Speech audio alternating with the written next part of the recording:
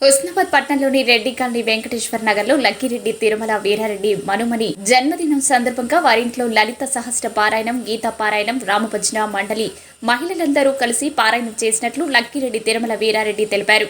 రామమందిర నిర్మాణం అయినందున భక్తజనులందరూ భక్తితో వారింట్లో శుభకార్యాలు జరుపుతున్నట్లు, ఈ విధంగా జరుపుకుంటే ప్రజల్లో భక్తి భావము నెలకొని సనాతన ధర్మాన్ని రూపొందించిన వారమవుతామని అన్నారు. ఈ కార్యక్రమంలో మహిళలు, భక్తులు తదితరులు పాల్గొన్నారు.